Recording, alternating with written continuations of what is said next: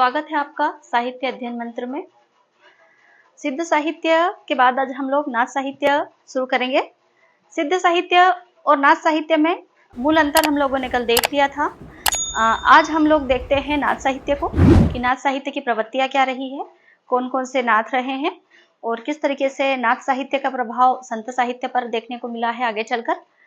देखेंगे नाथ साहित्य का समय क्या माना गया है ना, और इसके बाद देखेंगे कि नाथ साहित्य का संबंध भारत के किस क्षेत्र से है ना। तो देखते हैं कि नाथ साहित्य का समय 10वीं से 14वीं सदी माना है और इसका स्थान और इनका संबंध राजस्थान और पंजाब से है ना। अब देखिए यहां मैं लिख देती हूं कि इनका समय जो है 10वीं से 14वीं सदी,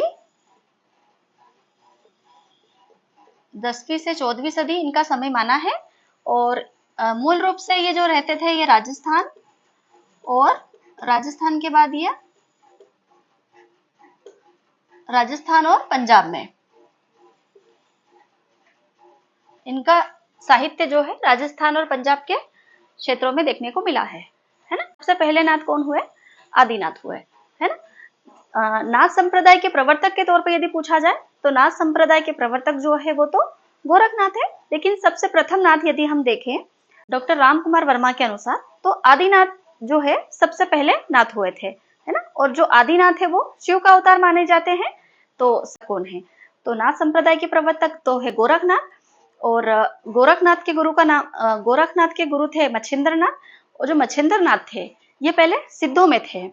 गोरखनाथ और मच्छिंद्रनाथ दोनों सिद्धों में गिने जाते थे पहले, लेकिन जब वहां पर नारी पर महामुद्रा के रूप में जब नारी को देखा जाने लगा और नारी की जो स्थिति थी वो दीनहीन होने लगी, तो उस बात का विरोध करते हुए गोरखनाथ ने अपना एक अलग संप्रदाय बनाया।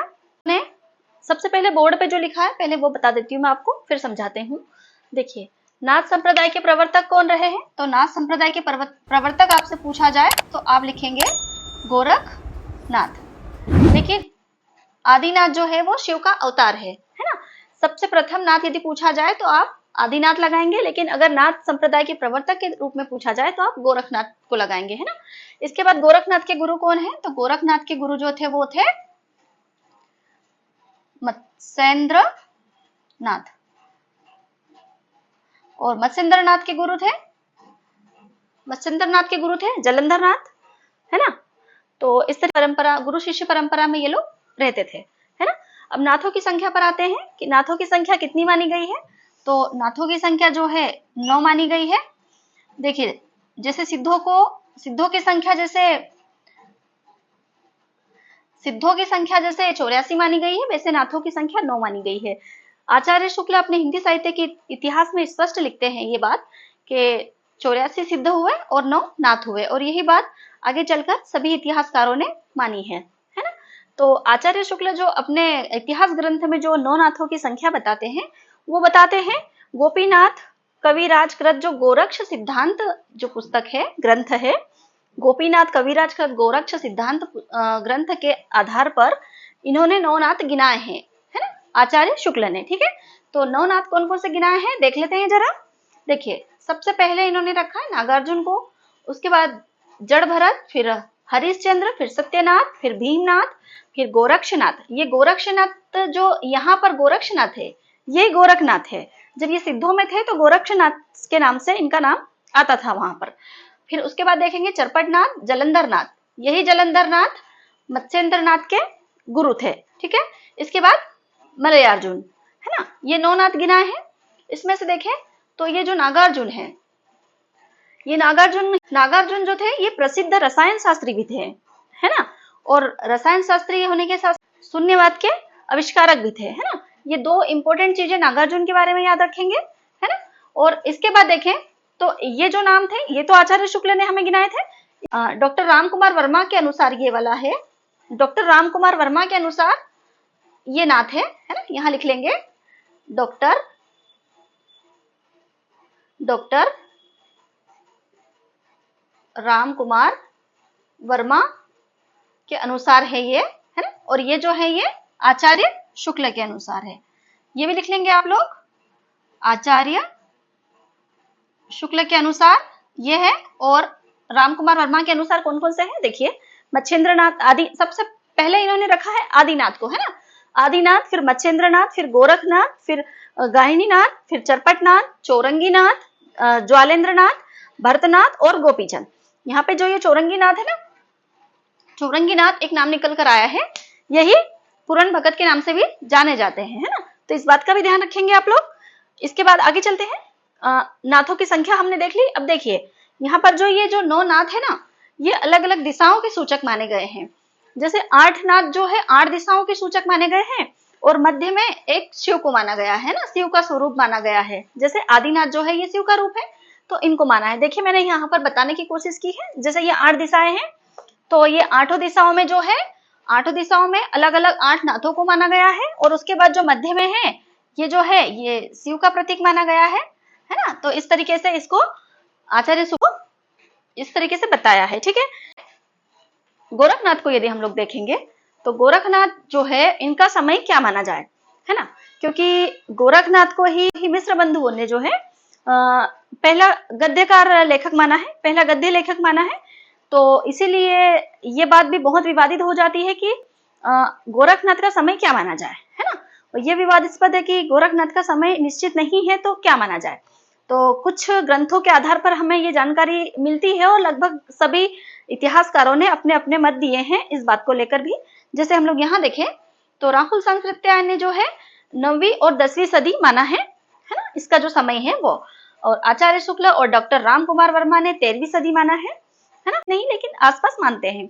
इसके बाद देखिए पीताम्बर दत्त बड़थवाल ने इनका समय जो माना है 11वीं सदी माना है ना, और यहाँ पर देखें हजारी प्रसाद द्विवेदी ने इनका समय माना है 9वीं सदी, है ना। लेकिन इन सब मतों के बाद भी जब हम सर्वमान्य मत देखते हैं, यदि एग्जाम में डायरेक्ट प्रश्न आता है ना कि भाई गोरखनाथ का समय क्या माना है, यदि इन विद्वानों के अनुसार आता है तब तो आपको इनके अनुसार ही लगाना पड़ेगा। लेकिन यदि सर्वमान्य मत इनका नाम देकर के ना पूछते हुए यदि डायरेक्ट प्रश्न बनता है, तब तो आपको 10वीं सदी पर ही जाना है ना, 10वीं सदी गोरखनाथ का समय मानना है। क्लियर है। इसके बाद देखें तो गोरखनाथ पर सबसे ज्यादा रिसर्च करने वाले जो है वो पीताम्बर दत्त बड़थवाल ही है, और पीताम्बर दत्त बड़थवाल ऐसे पहले विद्वान है जिन्होंने पीएचडी स्कॉलर किया है ना। तो ऐसा प्रश्न भी बनता है कि सबसे पहले पीएचडी करने वाले कौन विद्वान है, तो वो पीताम्बर दत्त बड़थवाल ही है ना, इस बात का भी ध्यान रखेंगे। और आगे जब हम चलते हैं तो हजारी प्रसाद द्विवेदी ने एक नाथ संप्रदाय एक ग्रंथ लिखा है ना, एक पुस्तक लिखी है नाथ संप्रदाय। तो हजारी प्रसाद द्विवेदी की जो नाथ संप्रदाय पुस्तक है, इसमें ये नाथों को किस तरीके से संबोधित करते हैं और अन्य क्या क्या नाम देते हैं। तो इन्होंने सिद्ध मत, योग मत, है ना, अवधूत मत आदि नामों से अपने ग्रंथ नाथ संप्रदाय में सारे नाम दिए हैं, है ना। इसके बाद गोरखनाथ की रचनाओं का संकलन देखें। अब देखिए गोरखनाथ की रचनाओं का संकलन जो है गोरख बाणी के नाम से किया है, गोरख बाणी के नाम से, सॉरी इधर आपको देख नहीं रहा होगा, इधर आती हूँ मैं, है ना। गोरखनाथ की रचनाओं का जो संकलन है वो गोरख बाणी के नाम से किया है, और किसने किया है, ये किया है पीताम्बर दत्त बड़थवाल ने, जो कि है ना पहले स्कॉलर रहे हैं, पीएचडी वाले, पीएचडी किए हैं सबसे पहले। तो इन्होंने ही गोरख बाणी के नाम से गोरखनाथ की रचनाओं का संकलन करवाया है ना। इसके बाद आगे देखते हैं हम लोग, तो देखिए पहले सिद्ध थे, सिद्धों से फिर अलग होकर के नाथ बने हैं, है ना, इस बात को हमने देख लिया है। जैसे जो भोग साधना प्रवृत्ति जो रही है सिद्धों की, उसकी प्रतिक्रिया स्वरूप नाथ निकल करके आए हैं, और नाथों ने जो है योग मार्ग और हठ मार्ग इस तरीके से अपनी साधना पद्धति अपनाई है ना। तो जैसे हठ योग जो उन्होंने दिया है, तो हठ योग में जैसे हम देखें तो यहाँ समझा देती हूँ थोड़ा सा, है ना। जैसे हठ योग में ह और ठ आता है, हठ योग साधना पद्धति नाथों की रही है। तो जैसे इसमें ह है, तो जो ह का संबंध है, ह का संबंध जो है वो सूर्य से है, और जो ठ का संबंध है वो चंद्रमा से है ना। तो ह सूर्य है और ठ चंद्र है यहाँ पे, है ना, ठीक है। ये सब चीजें यहाँ पे होती थी, है ना। तो ये सब तो हमने देख लिया। इसके बाद देखते हैं नाथ और सिद्ध के बीच की कड़ी मच्छिंद्र नाथ है, यह भी हम लोगों ने देख लिया, क्योंकि मच्छिंद्र नाथ और गोरखनाथ ऐसे दो नाथ है जो सिद्धों में भी गिने जाते हैं और नाथ में भी गिने जाते हैं ना। इसके बाद जब मच्छिंद्र नाथ जब नारी सौंदर्य में लिप्त हो जाते थे, तो उनको समय समय पर गोरखनाथ जो थे समय समय पर उनको जागृत करते थे, और उन्हीं के द्वारा कही हुई ये पंक्ति है, जाग मच्छिंद्र गोरख आयो, है ना। इस तरीके से गोरखनाथ जो है अपने गुरु को हर समय जागृत करते रहते थे। इसके बाद देखिए इसी से मिलती जुलती एक और पंक्ति है, गोरख जगायो जोग भक्ति भगायो भोग, है ना। गोरख जगायो जोग भक्ति भगायो भोग। अभी यहाँ पर आ रहा है ना कि शब्द गोरख, तो ज्यादातर बच्चे यही देख के कंफ्यूज हो जाएंगे ना कि गोरख जगायो जोग, तो ये तो गोरखनाथ की पंक्ति होना चाहिए, लेकिन ये जो पंक्ति है ये गोरखनाथ की नहीं है, ये पंक्ति तुलसीदास की है। इस बात का ध्यान रखेंगे आप लोग, है ना, क्योंकि कंफ्यूजन के लिए ये अक्सर ऐसे प्रश्न परीक्षाओं में बन जाते हैं ना कि ये पंक्ति किसने कही है। तो गोरख देख करके सभी जो बच्चे हैं वो थोड़ा सा विचलित हो सकते हैं, तो इस बात का आप लोग ध्यान रखेंगे कि जो जाग मच्छिंद्र गोरख आयो तो गोरखनाथ की पंक्ति है, लेकिन गोरख जगायो जोग भक्ति भगायो भोग जो है ये तुलसीदास की पंक्ति, इस बात का ध्यान रखेंगे, है ना। हम लोगों ने देखा कि नाथों का जमावड़ा सबसे ज्यादा कहाँ होता है, तो नाथों का जमावड़ा जो है राजस्थान के जोधपुर में होता है ना। वैसे ही देखा जाए तो इनका कुंभ भी होता है, नाथ संप्रदाय का कुंभ भी होता है, जो कि भरतहरी मेला है, और यह अलवर राजस्थान में लगता है ना। भरतहरी का जो मेला है अलवर में राजस्थान में लगता है, और यह जो है नाथों का कुंभ कहा जाता है ना। इस बात का भी आप लोग ध्यान रखेंगे, ठीक है। इसके बाद देखें, हम लोगों ने इतना देख लिया है, अब और समझने वाली कुछ बात, सिद्धों में और नाथों में कुछ शब्दावली ऐसी आप रख लीजिए जिससे आपको कंफ्यूजन ना हो, है ना। जैसे सिद्धों में कौन कौन से शब्दावली का प्रयोग होता था, जैसे महामुद्रा, है ना, नारी को ये लोग महामुद्रा के रूप में अपनाते थे, और ये लोग जो थे भोग साधना में लिप्त रहते थे, है ना। इस तरीके से कुछ शब्दावली नाथों के साथ जोड़ लीजिए, जैसे हठ योग साधना, योग साधना, है ना। और फिर यहाँ पर अच्छा हाँ एक बात और, जैसे ये जो नाथ थे ये बड़े बड़े कुंडल पहनते थे कानों में बड़े बड़े कुंडल पहनने के कारण इनके जो कान थे वो फट जाते थे, और स्फटिक के बने कुंडल होते थे इनके, तो कान फट जाते थे, तो इसीलिए नाथों को जो है कनफटे योगी भी कहा जाता है ना। कनफटा योगी भी कहते हैं नाथों को, है ना, क्योंकि कानों में बड़े बड़े कुंडल पहनते थे, है ना। जिस तरीके से सिद्ध साहित्य का जो केंद्र रहा है वो सेल पर्वत रहा है, कई बार ये प्रश्न बने हैं, तो आप इन प्रश्नों को, इन छोटे छोटे से बिंदु है, देखिए साथियों, छोटे छोटे से बिंदु है, लेकिन परीक्षाओं में बहुत छोटी छोटी बातों को ही ध्यान में रखना पड़ता है। मैं जो बोल रही हूँ ना इसमें भी बहुत सारी चीजें प्रश्न के रूप में बन जाती है, तो आप वो भी ध्यान पूर्वक सुने, और चाहे तो आप नोट भी करते चले, नोट्स बनाते चले, है ना, तो आपको एग्जाम्स में काफी हेल्प मिलेगी इससे, है ना। तो वैसे ही जैसे जो सिद्ध थे पूर्वोत्तर भारत से इनका संबंध था, वैसे ही नाथों का संबंध जो है राजस्थान पंजाब से है ना। जिस तरीके से सिद्ध जो थे सेल पर रखते थे, साधना स्थल रखते थे, उसी तरीके से जो है नाथ जो है जोधपुर वाला क्षेत्र है वहां पर देखा गया था, है। तो धीरे धीरे फिर आगे चलकर जो नाथों की प्रवृत्तियां जो है हमें संतों में भी देखने को मिली, निर्गुण संतों में, है ना। वैसे ही जैसे यहाँ पर नारी का विरोध हुआ है, तो कहीं कहीं पर वहां संतों में भी नारी का विरोध देखने को मिला है ना। जैसे वहां पर सिद्धों में अगर उलटबासियां थी, तो नाथों में भी उलटबासी प्रयोग हुई है साहित्य में, और वैसे ही उलटबासियां जो है हमें कबीर के साहित्य में भी देखने को मिली है ना। तो कई सारी चीजें हैं जो इनमें मिलती जुलती है, जो सिद्धों से अपनाई है नाथों ने, और नाथों से अपनाई है फिर संतों ने, है ना। तो इसी तरीके से साहित्य चलता रहा है, लेकिन देखा जाए तो सिद्ध साहित्य और नाथ साहित्य जो है ये धर्माश्रित साहित्य है ना। तो धर्माश्रित साहित्य होने के कारण जो है आचार्य शुक्ल जो है इन्हें अपने हिंदी साहित्य की परिधि से बाहर रखते हैं, क्योंकि उनका कहना है कि ये सिर्फ धर्माश्रित साहित्य है और इनकी बात यहीं तक होनी चाहिए, कुछ बात जानने के लिए जरूरी थी, इसके बाद यहाँ पर और कुछ भी जानने की जरूरत नहीं है। इसके बाद है नाथ संप्रदाय का समय हम लोग 10वीं से 14वीं सदी मानते हैं। इसके बाद इसका स्थान देखें कि मूल रूप से ये कहाँ से संबंधित है, तो जो नाथ रहे हैं वो राजस्थान और पंजाब से संबंधित है, और राजस्थान में भी जो जोधपुर है वहां पर इनका जमावड़ा हुआ करता था, कह सकते हैं इनका साधना स्थल का केंद्र हुआ करता था राजस्थान का जोधपुर शहर, है ना।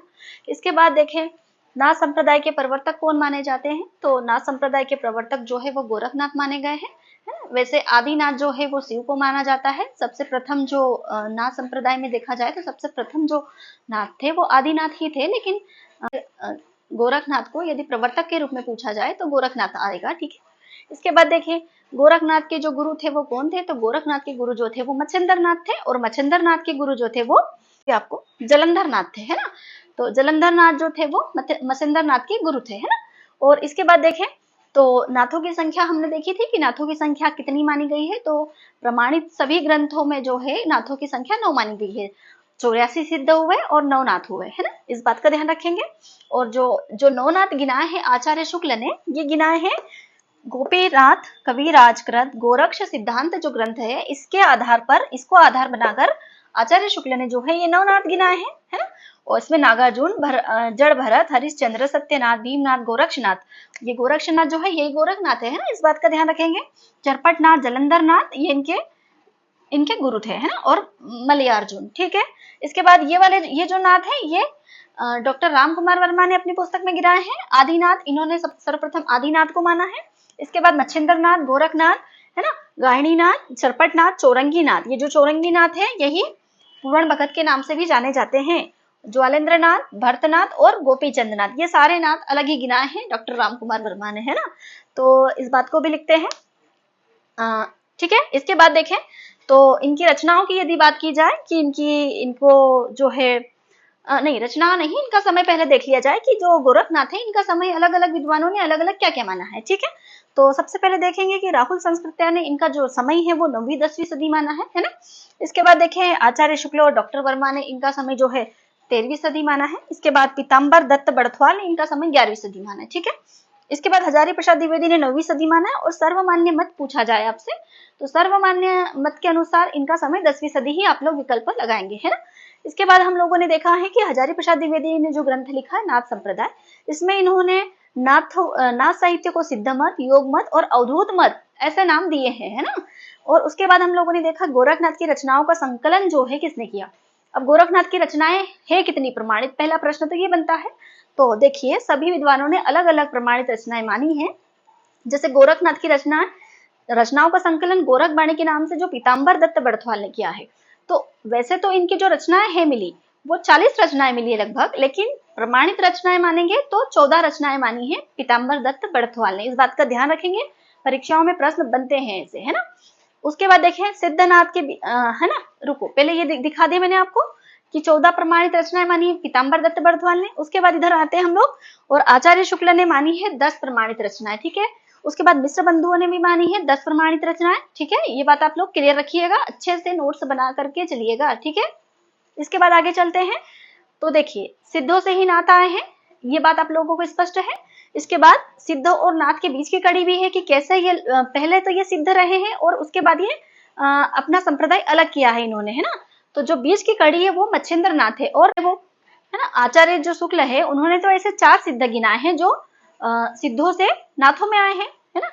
तो उसमें देखो और वो 4 नाथ कौन कौन से हैं मैं आपको बताती हूँ। देखिए ये मैं स्टार बना रही हूँ, एक तो ये गोरक्षनाथ है ना, गोरखनाथ सबसे पहले तो ये थे चरपटनाथ, उसके बाद एक ये नागार्जुन, चरपटिया, नागार्जुन और एक ये जलंधर नाथ, है ना। आचार्य शुक्ल ने ये 4 ऐसे जो बताए हैं नाथ, ये पहले सिद्ध हुआ करते थे और सिद्धों से ये आए हैं नाथों में, है ना। तो ये वही आचार्य शुक्ल ने अपने ग्रंथ में बताया है, ठीक है। और इसके बाद हम लोगों ने देखिए कुछ पंक्तियां देखी थी हमने, जाग बछंदर गोरख आयो, ये प्रसिद्ध पंक्ति है गोरखनाथ की, है ना। जब इनके जो गुरु थे मच्छिंद्र नाथ, जब वो नारी सौंदर्य में लिप्त हुआ करते थे तो उनको जो है भोग साधना से बाहर लाने के लिए जो गोरखनाथ थे वो समय समय पर उन्हें ये याद दिलाते थे और इसलिए ये उन्हीं की पंक्ति है कि जाग मच्छिंदर गोरख आयो, है ना। प्रसिद्ध पंक्ति है, भूलेंगे नहीं आप लोग, अच्छे से याद रखेंगे। इसके बाद हम लोगों ने इसी के साथ एक और पंक्ति मिलती जुलती रखी है ताकि कंफ्यूजन की स्थिति बन जाती है परीक्षा में।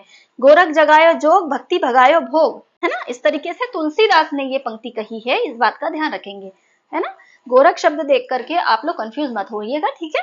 इसके बाद देखिए नाथ संप्रदाय का जो कुंभ है राजस्थान में, वहां पर भर्तहरि का जो मेला अलवर राजस्थान में, वहीं पे नाथ संप्रदाय का कुंभ उसे ही कहा गया है, ठीक है। नारी का बहुत ज्यादा विरोध हुआ है इनके साहित्य में, है ना। और जो है ये वाले थे, गुरु परंपरा को मानने वाले थे और से कई सारी चीजें हैं जो नाथों में हमने स्पष्ट रूप से देखी है ना। तो कुछ चीजें जो है वो नाथों में है और कुछ चीजें जो है साहित्य की और कुछ बातें जो है वो सिद्धों में देखी गई है। तो आप इनको थोड़ा सा अलग अलग रखिए ताकि दोनों में कंफ्यूजन ना हो जाए, है ना।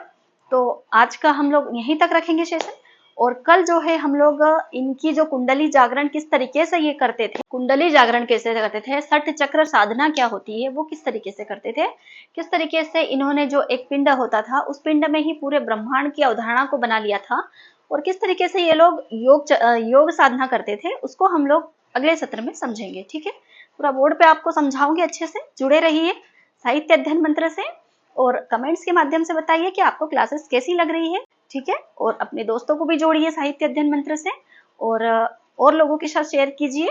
ठीक है, तो मिलते हैं हम लोग नेक्स्ट क्लास में। नमस्कार।